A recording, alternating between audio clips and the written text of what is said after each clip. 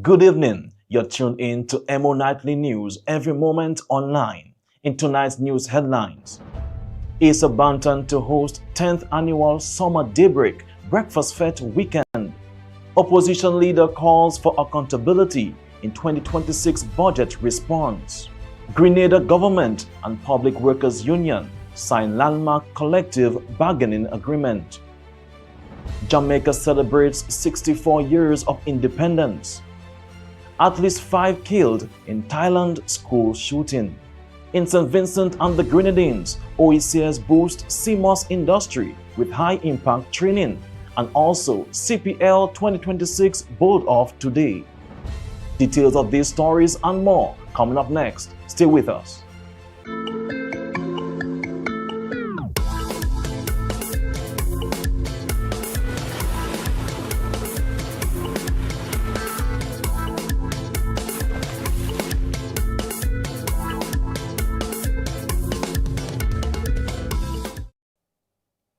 Welcome back, everyone. I'm your presenter, Rick Francis, and this is a news broadcast for the 7th of August, 2026. In local news this evening, 26 Peace Corps trainees officially became volunteers during the Peace Corps Eastern Caribbean swearing-in ceremony in Portsmouth, Dominica, earlier today. The ceremony was held from 10 a.m. to 12 noon at God's Family House of Worship on Scott Street in Portsmouth. Following their swearing-in, the volunteers will serve for 2 years in primary schools across 4 Eastern Caribbean countries, supporting literacy development among students. 5 volunteers will serve in Dominica, 6 in Grenada, 10 in St. Lucia, and 5 in St. Vincent and the Grenadines. The ceremony marks an important milestone for the trainees as they transition into their roles as Peace Corps volunteers and prepare to work alongside educators and communities throughout the region. Leader of the opposition, Jesper Paul, has outlined what she says is the responsibility of the parliamentary opposition in scrutinizing government spending and ensuring accountability to the people of Dominica. Paul made the remarks during her response to the government's 2026-2027 national budget presentation. She said a national budget should not be judged solely by the plans and promises contained in the budget address, but by whether those plans are actually implemented and delivered results for the population. According to Paul, part of the opposition's responsibility is to examine the government's proposals, question its performance, and ensure that commitments made to the public are followed through. Our responsibility is to determine whether those projects are being delivered efficiently, transparently, on time, within budget, and in the best interest of the people who pay for them.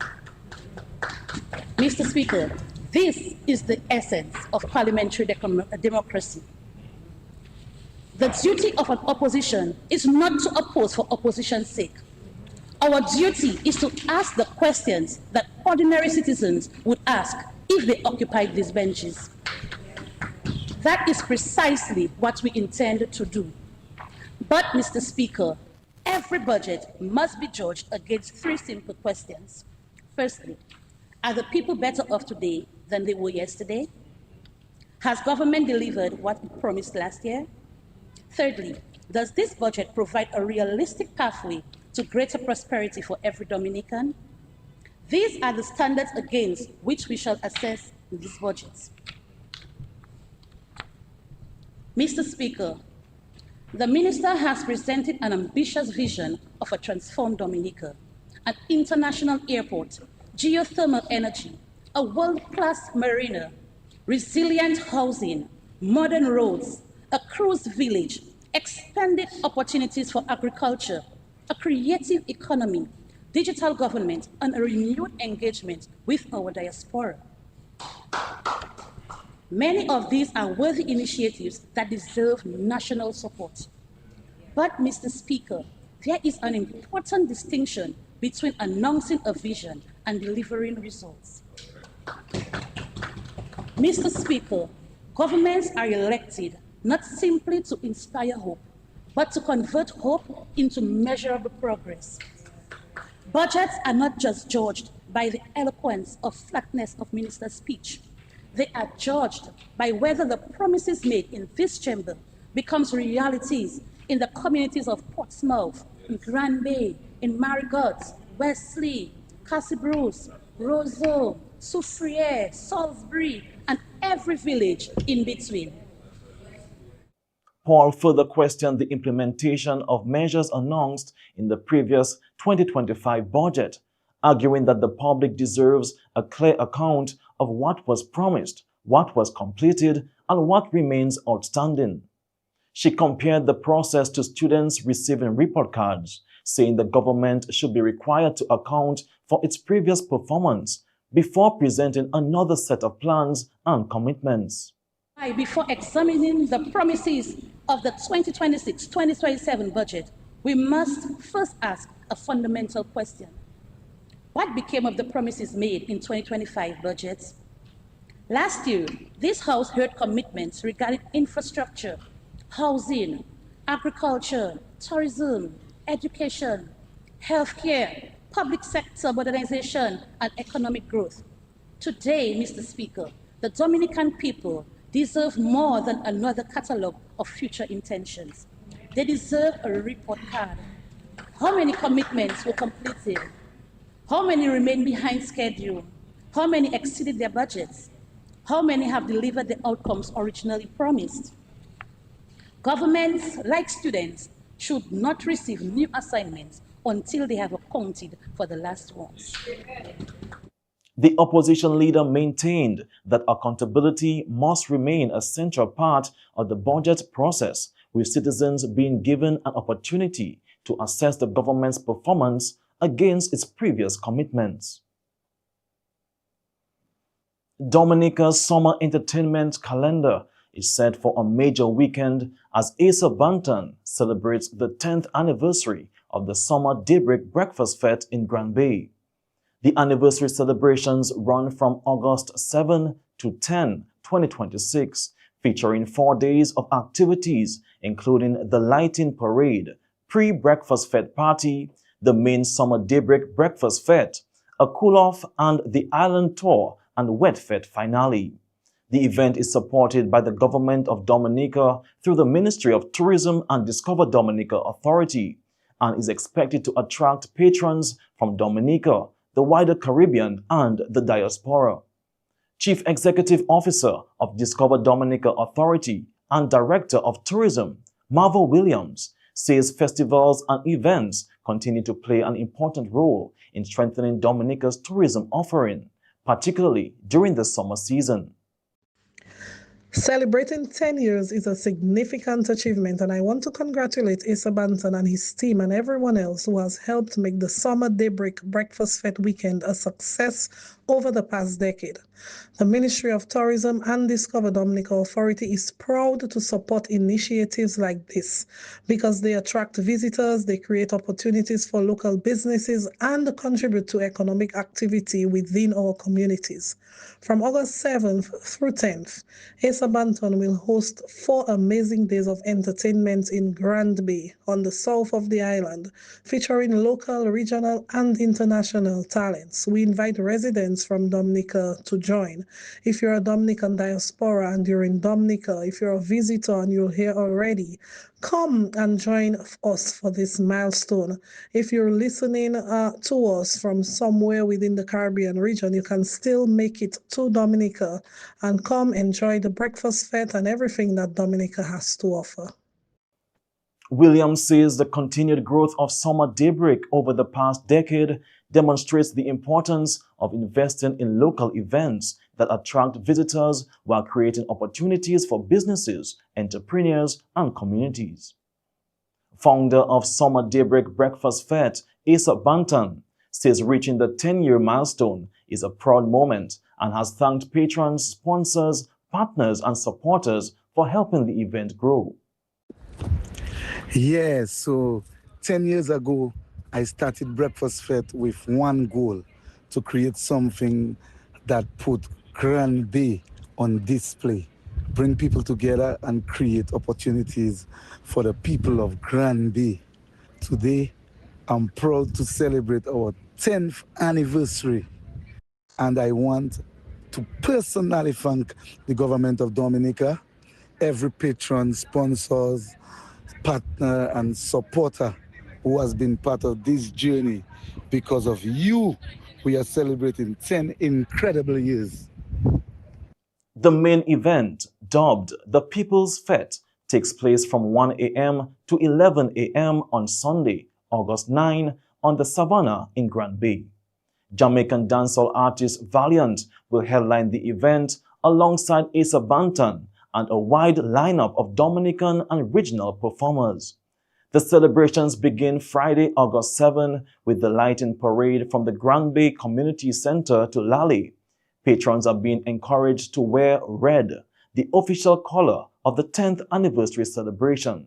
The weekend concludes on Monday, August 10, with the Island Tour and Wet Fete finale, bringing 4 days of anniversary celebrations in Grand Bay to a close. EmoNews team member Stacia Austri was selected to represent EmoNews in India as part of the familiarization visit of content creators from Central and South America and the Caribbean, hosted by India's Ministry of External Affairs. Austri departed Dominica on Sunday and has since arrived in India, joining content creators from several countries for the International Media and Cultural Program. Fellow Dominican content creator Nicole Morrison is also representing Dominica on the visit. The program is giving participants an opportunity to explore and showcase India's rich culture, history, and heritage through visits to several major destinations and attractions. Since arriving, Stacia has been doing just that through the EmoNews platform, sharing videos, highlights, and first-hand experiences with our audience as she explores India. Over the course of the visit, she will travel to New Delhi and other cities with visits to iconic sites including the Taj Mahal. EmoNews followers are encouraged to continue following our pages for more exclusive coverage and highlights as Stacia takes us along her journey through India. And now, let's hear from EmoNews representative Stacia Austri, who shares more about her experience in India. Hello everybody, my name is Stacia Austri. I am from the beautiful village of Grandfon. I am the representative for EmoNews and Dominica by extension. I am currently in New Delhi, India on a 2-week familiarization program which was organized by the Ministry of External Affairs of India. During the course of the next 2 weeks, I will be visiting different places in India where their food, their culture, and basically everything India has to offer will be showcased. I will be bringing live coverage to you. So look out for the live coverage, look out for the photos, look out for the reels.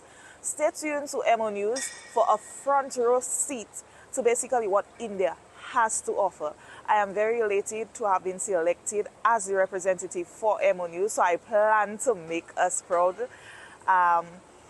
So it's just an exciting feeling. The people here are very nice. So far the food has been really good and everything is just so refreshing. Right now here in India, it's making the journey ahead even more exciting. So stay tuned guys, I'm really excited and I just look forward to what this 2 weeks has to offer and to just enjoy the experience while doing a wonderful job on behalf of EmoNews. Thank you. And that's all for local news this evening. Stay tuned for regional news coming up next.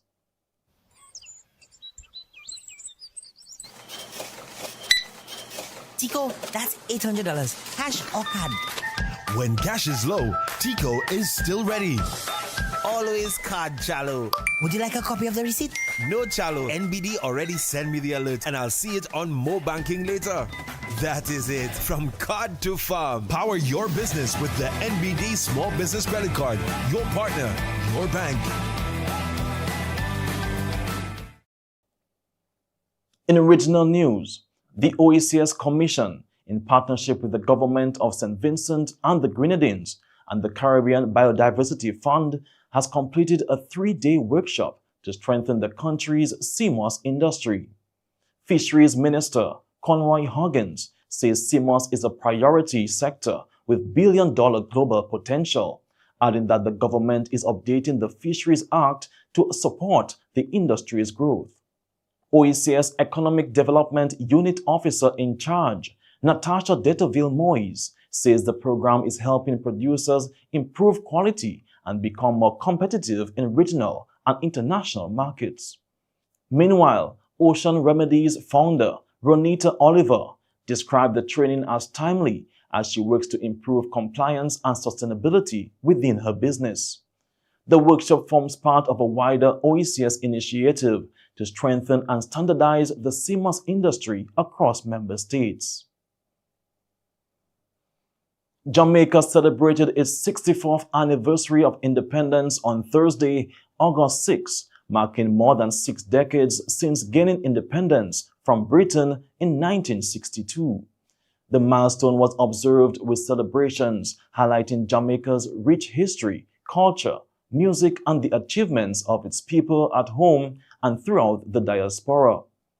In his independence message, Prime Minister Andrew Holness called on Jamaicans to honor the courage and sacrifice of those who helped build the nation, while continuing to work together to create a stronger Jamaica. The Jamaican people have never surrendered to circumstance. We work, we rebuild, we protect our families, we lift our communities, and we rise again. Now that spirit has been tested once more by Hurricane Melissa. Homes, schools, roads, bridges, water systems, farms, and businesses were damaged across the country. But even in the most difficult hours, we saw the true character of Jamaica. Neighbors helping neighbors, public servants working beyond the call of duty, members of the security forces restoring access and order, churches and voluntary organizations providing relief, and Jamaicans at home and abroad giving generously. Our task now is to build a stronger Jamaica, which can endure future shocks better than we ever have, ensuring confidence in our future that will inspire the coming generation. The Prime Minister said Jamaica's journey has not always been easy, but the country has repeatedly demonstrated its strength, resilience, and determination to overcome challenges. He encouraged Jamaicans to continue rebuilding and strengthening the country with courage, discipline, and faith while protecting the inheritance entrusted to them. Jamaica gained independence on August 6, 1962. EmoNews extends congratulations to the government and people of Jamaica on celebration of 64 years of independence. Finally, in regional news, the government of Grenada and the Grenada Public Workers Union have signed a new collective bargaining agreement covering 2026 to 2028, ending negotiations on salaries and benefits for public officers. Under the agreement, workers will receive salary increases of 4% in 2026, 4% in 2027, and 5% in 2028, along with enhanced allowances and improved workplace benefits. Prime Minister Dickon Mitchell says the agreement is an investment in the public service and supports the government's public sector modernization agenda, while officials have welcomed the successful conclusion of the negotiations. And that's all for regional news this evening. Stay tuned for international news coming up next. Blast Gaming presents its biggest job whatever. Blast Mystery Progressive. I'm so excited. I can't hide it. In your blast up and rising. and I like it. It going up and up and up and up and up, blast up and up and up and up and up and up. Play selected games to win in the Blast Mystery Progressive.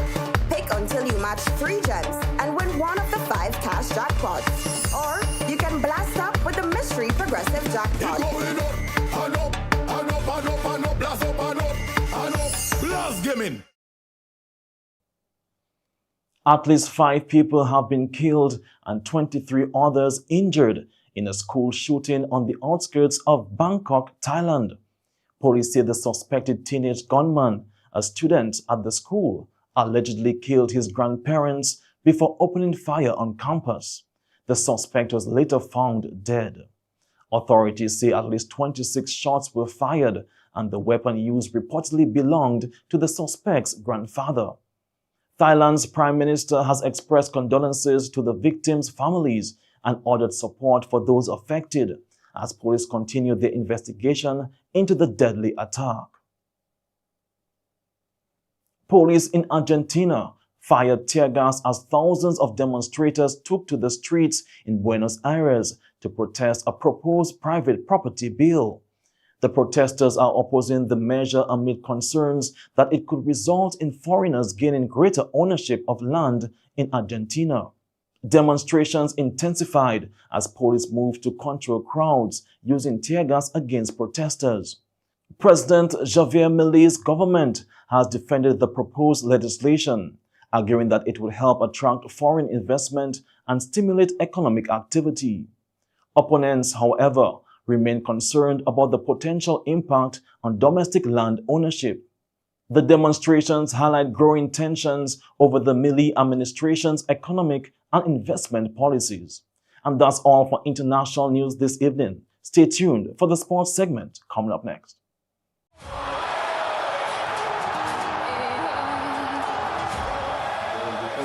Coming up on the outside. Sit down. Dina coming up on the outside. Looky. Oh. No way. Let's go.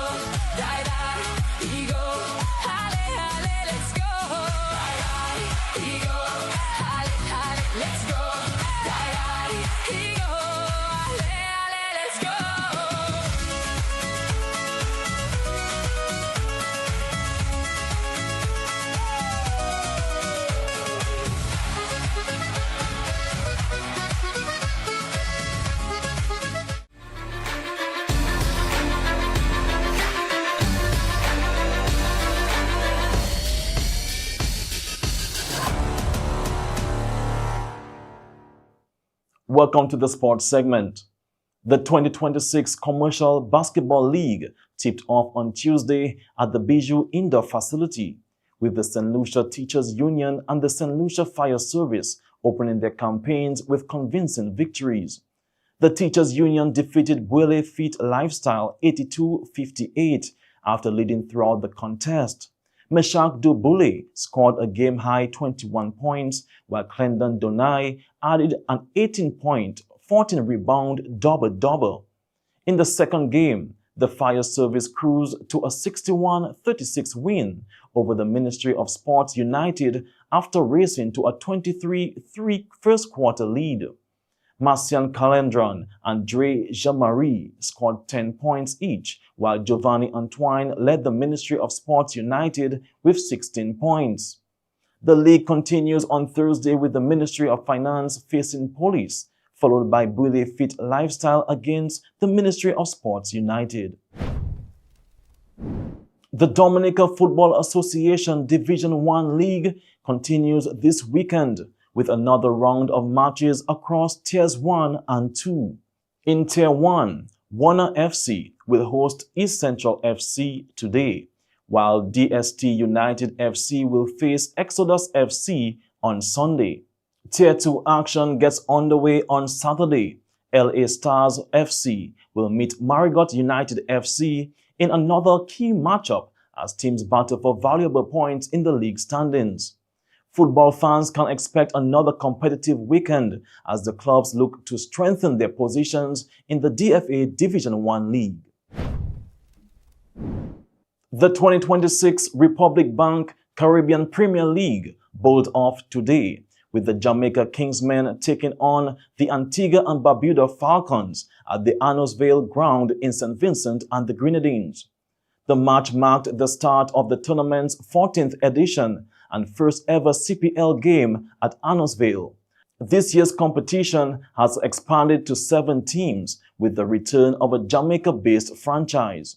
The opening match started at 7 p.m. local time, kicking off a 39-match tournament that runs through September 20. Brigade Stars of Pebush emerged victorious in a friendly domino competition against Warriors of Marigot. At the end of the encounter, Brigade Stars recorded 3,003 points, while the Marigot Warriors finished with 2,545 points. The friendly competition provided another opportunity for domino players to showcase their skills while promoting camaraderie and friendly rivalry among the teams. And that's all for the sports segment this evening. Stay tuned for the weather report coming up next.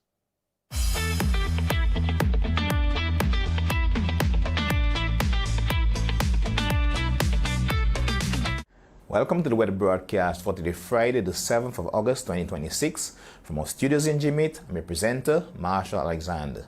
As we take a look at our satellite imagery here, we have Dominica in the green circle. We are looking at 3 tropical waves out in the Atlantic. This first wave here expected to move across the area during tonight into tomorrow, affecting mainly the islands to the extreme southern portion of the Lesser Antilles, and the second wave here expected to move across the area sometime Saturday afternoon and into Sunday morning, bringing an increased chance for showers across the Lesser Antilles, including Dominica.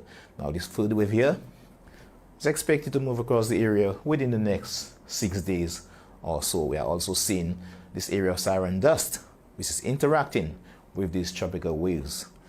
Now, here we can see the movement of clouds associated with these features, this area of cloudiness associated with that first wave as it moves across the extreme southern portion of the island chain, and this area of cloudiness associated with that second tropical wave. However, we have some siren dust interacting with these systems at this time, which is expected to restrict the onset of shower activity in association with these tropical waves.